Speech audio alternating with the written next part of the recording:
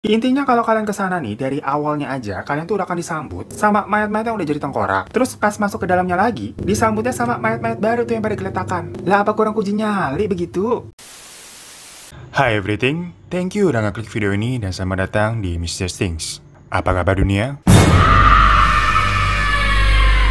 Hai semuanya, selamat datang. Di dunia ini, kayaknya namanya horor tuh gak ada matinya, gengs. Mau seserem apa, pasti ada aja orang yang suka sama yang berbau-bau horor. Malahan, banyak kan tuh orang-orang yang nantangin buat datang langsung ke tempat yang misalkan dirumorkan angker gitu. Walaupun gue sendiri suka heran ya, orang udah tahu itu katanya tempatnya angker, tapi masih juga didatangin perkara penasaran. Terus pas udah sampai, ketakutan. Ya kayak, maunya apa lu? Nah, buat kalian nih, yang emang cinta banget sama sesuatu yang berbau-bau horor dan suka tantangan kayak begitu, pernah nggak sih kalian yang melakukan kayak semacam wisata horor? Maksudnya semacam pergi ke tempat-tempat yang memang terkenal angker, sengaja aja gitu buat uji nyali, nyari penyakit. Nah, buat kalian yang pernah merasakan wisata misi seperti itu, coba deh share pengalaman kalian dengan komen di bawah ya. Emangnya kalian nih pernah kemana aja dan ada kejadian apa waktu kalian berada di situ? Namun buat teman-teman juga nih yang pada belum pernah wisata mistis kayak gua, perkara nyalinya tuh terlalu ciut kayak Hello Kitty, kurang garang gitu maksudnya. Tapi penasaran juga, ada apa sih sebenarnya di sana nih, pengalamannya gimana ya? Nah, di video kali ini, kita akan membahas beberapa tempat yang terkenal angker namun anti mainstream nih, sebagai destinasi wisata horor. Jadi, selamat datang di Hero Tour dan Travel. Jangan pada mencar-mencar ya. Nah, yang pertama nih, kita akan ke tempat yang lagi viral dan deket-deket aja dulu, biar nggak kepentok budget pesawat, yaitu adalah sebuah rumah dari lokasi syuting Pengabdi Setan. Buat kalian yang suka banget sama film horor, pasti pernah mendengar atau udah nonton filmnya kan? Nah, rumah yang memang sudah lama nih ditinggalkan atau tidak dihuni lagi itu memang dijadikan tempat syuting dari film horor Pengabdi Setan itu, yang mana rumahnya itu sendiri memang mempunyai sebuah aura yang udah bikin merinding gitu kalau ngelihat dari luarnya aja. Dan memang orang-orang nih yang tinggal di sekitaran sana juga percaya kalau rumah ini ada penunggunya. Konon katanya sih, rumah ini tuh dulunya bekas rumah dari peninggalan Belanda gitu. Terus ada asisten rumah tangga yang bekerja di situ itu meninggal karena kesiram air panas. Nah, akhirnya pembantu rumah tangga tersebut menjelma sebagai hantu perempuan yang menghuni di dalam rumah itu. Namun cerita itu sih kan menurut rumor yang beredar di masyarakatnya. Faktanya, rumah ini tuh katanya merupakan sebuah rumah dinas dari pejabat PTPN 8 Kertamanah yang dihuni sampai tahun 2017. Nah, karena tempat ini lalu dijadikan sebuah lokasi syuting dari film Pengabdi Setan dan filmnya itu viral, makanya rumah ini akhirnya dialih fungsikan menjadi lokasi wisata horor. Lokasinya sendiri itu berada di Pengalengan, Bandung, Jawa Barat. Jadi dikarenakan memang berarti kan sekarang itu rumah lebih ke objek wisata ya. Di sana nih kalian bisa mengunjungi kayak rumah ibu,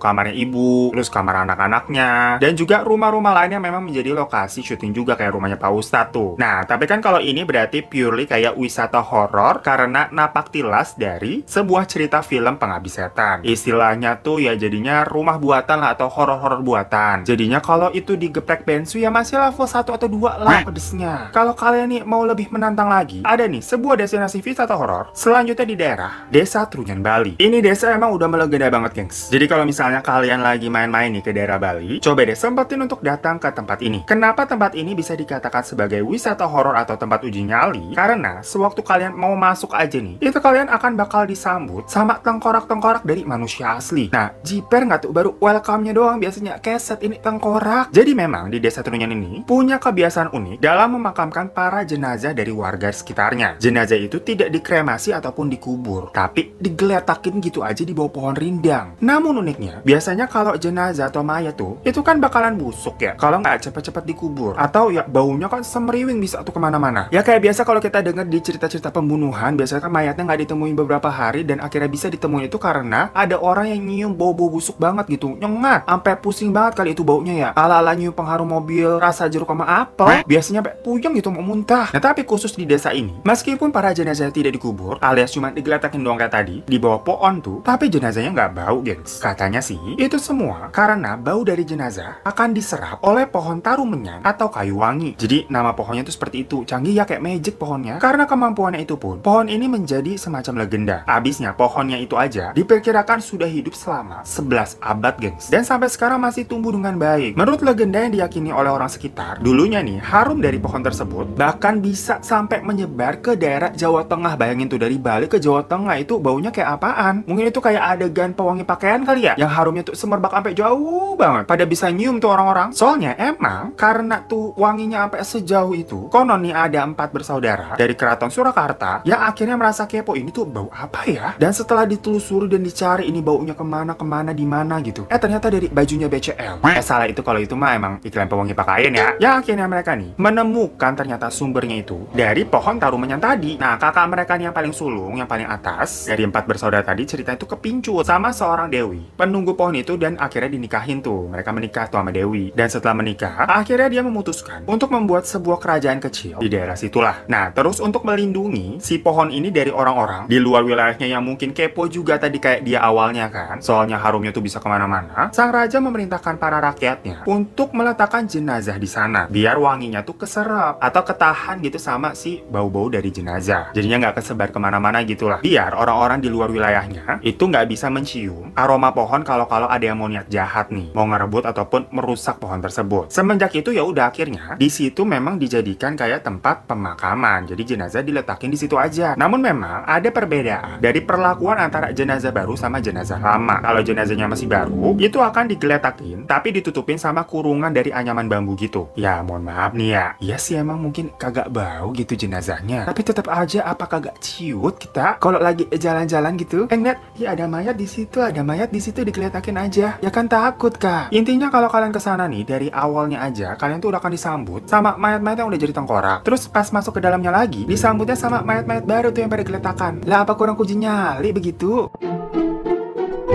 Lanjut, di sini ada pemakaman unik lain, namun creepy juga yang bisa kalian temukan di daerah Filipina. Ternyata di Filipina tuh, tepatnya di Lembah Eko, ada sebuah tempat pemakaman yang peti matinya bukan dikuburin di dalam tanah, gengs, melainkan digantung di tebing. Dan memang tradisi ini biasanya dilakukan sama suku yang ada di sana bernama suku Igorot. Jadi prosesnya tuh, para orang yang sudah meninggal ini diletakkan di sebuah kursi, lalu diikat pakai akar pohon dan diasepin sampai mengeras. Nah, pas mayatnya udah mengeras, jenazah itu akan dibungkus dengan daun dan diletakkan di dalam sebuah peti mati dengan posisi meringkuk kayak bayi yang baru lahir. Jadi posisinya bukan kayak posisi wajar yang kayak tiduran begitu, gengs. Lalu peti itu akhirnya akan digantung di atas tebing. Namun memang tradisi ini sudah tidak dilakukan lagi ya. Yang mana terakhir nih tradisinya itu dilakukan sekitar tahun 2010. Tapi ya itu tetap aja sisa dari peti mati yang udah ada, yang dari dulu-dulu tuh, yang masih pada gelantungan itu di tebing. Yang mana ya isinya itu kan mayat semua, apa kagak ngeri? Kesian juga tapi ya udah jadi mayat tapi tetap digantungin aja statusnya. Biasanya kalau di sini kan kita ngelihatnya pohon beringin atau pohon bambu gitu kan takut. Parnoan aja gitu ngebayangin ada yang gelantungan di atas. Lah apalagi ini beneran ada peti mati yang fix itu isinya mayat, beneran gelantungan. Ya waalaikumsalam.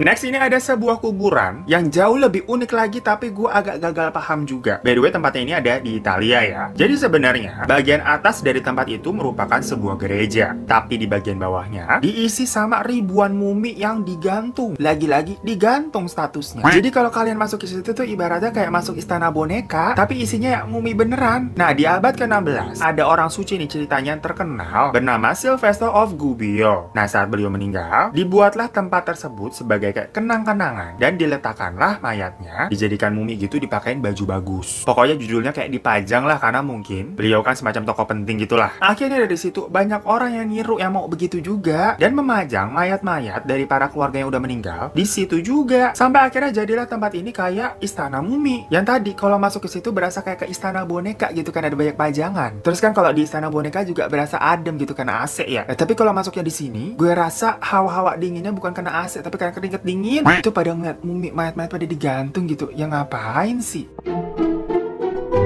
Next, kita lanjut ke wisata di daerah Meksiko. Dimana di sini nih ada sebuah pulau yang berisi sama boneka-boneka bernama The Island of Dolls.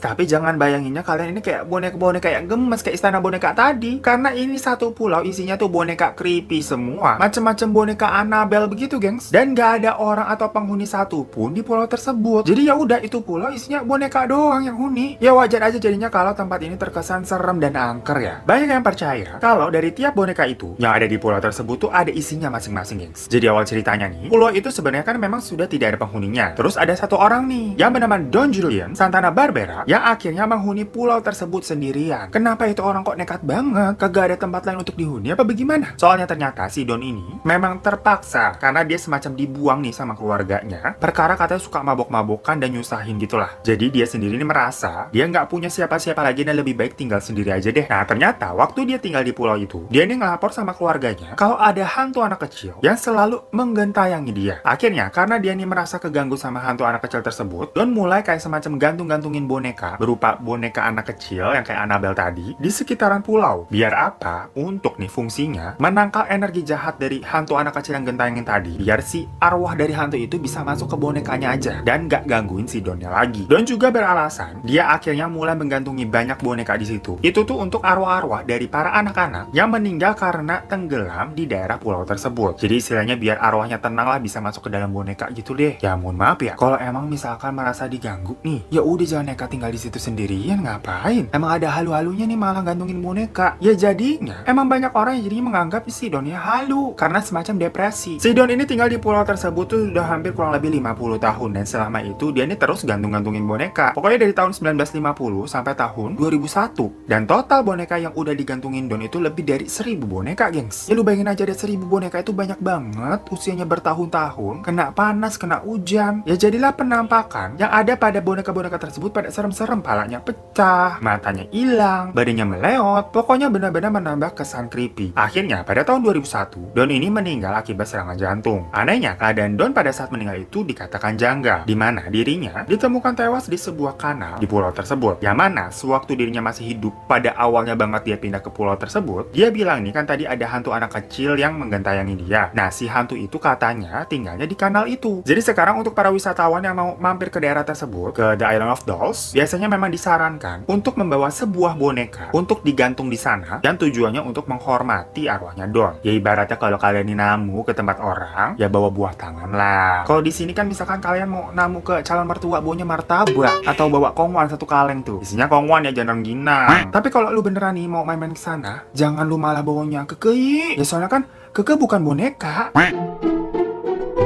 Next wisata horor yang masih relate nih, ada hubungannya sama boneka-bonekaan, bisa kalian temuin di daerah Nagoro, Jepang. Karena ini jatuhnya sama-sama kayak sebuah pulau boneka, gengs. Tapi lain halnya sama yang cerita tadi, kalau di tempat ini tuh awalnya sebenarnya banyak penghuninya. Jadi di awal tahun 2000-an, penduduk di situ tuh bisa mencapai 350 sampai 400 orang. Namun pada saat itu pun di Jepang nih, ada semacam penurunan populasi sampai akhirnya pada sekarang nih, desa itu hanya dihuni oleh 25 orang aja. Lah orang komplek di rumah lu aja kayak lebih banyak kan tuh daripada 25 orang. Jadi sebelum tahun 2000-an itu, ceritanya ada sebuah keluarga nih yang pergi merantau meninggalkan desa tersebut, di mana di desa itu juga ada kakeknya, jadi kakeknya ditinggalin. Tapi mungkin karena jadinya sedih dan kesepian, si kakek ini tuh akhirnya sakit-sakitan. Nah, keluarga yang tadinya pergi tuh akhirnya balik lagi ke desa itu untuk ngerawat si kakek. Namun ternyata memang di desa itu banyak juga nih orang yang udah pergi merantau, jadi semakin sepi. Nah, semenjak itu keluarga tadi mulai nih membuat boneka-boneka yang mirip sama tetangga-tetangga atau orang-orang di desa itu yang udah pergi duluan. Maksudnya ngerantau ya, perginya bukan mati. Terus boneka-boneka itu diletakkan di beberapa tempat, disebar di daerah tersebut. Pokoknya intinya setiap ada tetangga atau keluarga yang merantau, itu pasti dibuatin bonekanya. Yang mana berarti semakin sering orang pergi dari desa itu, ya semakin banyak juga boneka yang dibuat. Sebenarnya sih alasan dari orang-orang yang pada pergi itu sesimpel mau mencari pekerjaan dan kehidupan lebih baik aja. Soalnya di desa mereka tuh kayak nggak ada apa-apa gitu lah, gengs. Jadi anak-anak mudanya nih merasa tidak akan bisa berkembang jika terus-terusan hanya berada di situ. Maksudnya jadi ini bukan karena desanya terkutuk atau gimana ya. Namun jadinya ya itu, satu desa isinya boneka semua. Bukan orang lagi, bukan manusia isinya. Totalnya aja nih, sampai ada 400 boneka yang memang sengaja diletakkan di berbagai tempat, kayak di sekolahan yang udah nggak dipakai karena ya udah nggak ada orang lagi. Terus di ladang gitu, jadi kayak bonekanya sosok nyawa. Ataupun di halaman para rumah-rumah yang udah ditinggalin. Jadi maksudnya biar kelihatannya kirain di rumah itu ada kehidupan. Padahal cuma boneka. Masalahnya kasusnya ini sama kayak di Meksiko tadi. Makin hari kan boneka-boneka ini makin usang ya, karena kan nggak dirawat. Ya bayangin aja kalau misalkan kalian nggak tahu apa-apa, ucuk-ucuk ke daerah situ, kirain di rumah itu ada orangnya, ternyata cuma boneka. Itu kan apa nggak kayak bingung, aneh banget. Maksudnya bener kayak jadinya kan creepy kayak film House of Wax, tau nggak? Dan berarti 25 orang yang masih tinggal di desa tersebut tuh hebat ya, bisa bertahan padahal tetangga-tetangganya udah jadi boneka.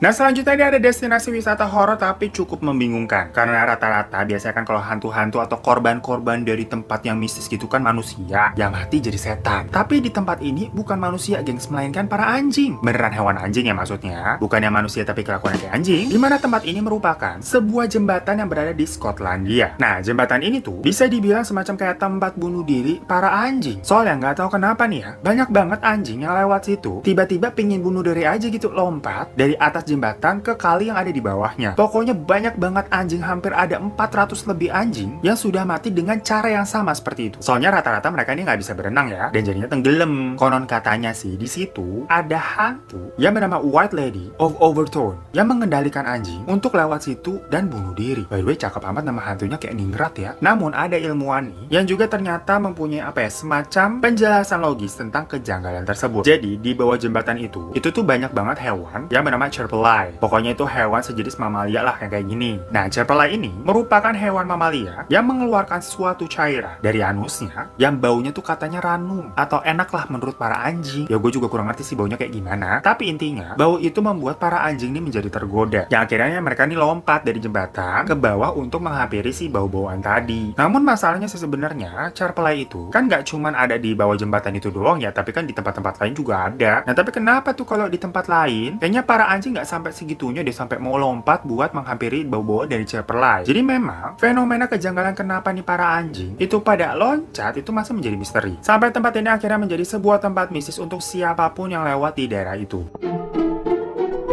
Nah, itu tadi tempat-tempat dari wisata horor yang mungkin bisa menjadi referensi kalian untuk liburan nanti. Yang pokoknya nih buat kalian pada suka tantangan ataupun mau uji nyali, cocok banget tuh ke situ. Tapi misalkan kalau dirasa aduh kejauhan, tiketnya mahal kali ya, buru-buru lihat hantu, lihat harga pesawatnya aja udah kayak bikin gemeter. Ya udah tenang aja, gengs. Jadi orang tuh yang solutif gitu kata-kata Butejo. Mau uji nyali tapi nggak mau keluar modal gede, lu ilangin aja Tupperware mak lu. Rasa horornya tuh dak-dikduknya pasti memacu adrenalin, gengs. Beneran, cobain. Ya pokoknya thank you banget semua yang udah nonton. Jangan lupa untuk klik subscribe di bawah buat kalian yang belum. Kalau kalian udah subscribe, terima kasih banyak. Kalau udah support channel ini juga boleh minta like ya. Dan jangan lupa juga follow Instagram gue @HeroTaradivan. Sampai jumpa di kasus selanjutnya. Dadah.